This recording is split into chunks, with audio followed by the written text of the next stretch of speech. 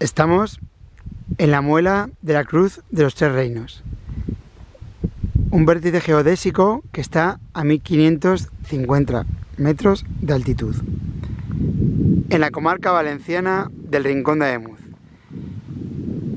junto a la aldea de Arroyo Cerezo, la aldea más alta de esta autonomía. El lugar está lleno de leyendas.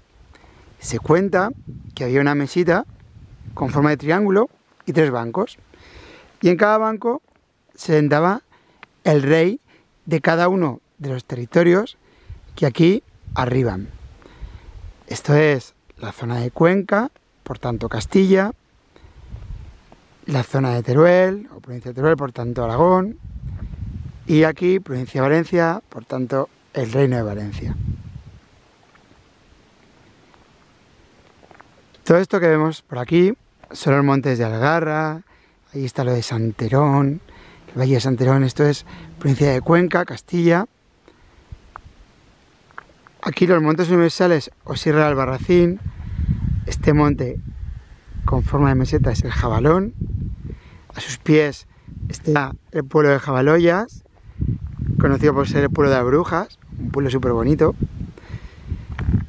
Los montes del Rodeno, también en la provincia de Teruel, y por el medio transcurre las aguas del río Hebrón, que también se cuenta por estos lares que el río Ebro se secó y este no, de ahí su nombre, Hebrón. Si no hubiera calima, veríamos la ciudad de Teruel. Toda esa cordillera que veis enfrente es Jabalambre y por el medio va el río Turia. Y ya toda esta zona es provincia de Valencia, término municipal de Castellfabib, y por tanto sería el antiguo reino de Valencia, la actual Comunidad Valenciana, País Valenciano, como queréis decirle. Y otra vez estamos aquí, un lugar súper bonito, que os recomiendo su visita también de noche, en verano, porque en invierno hace mucho frío.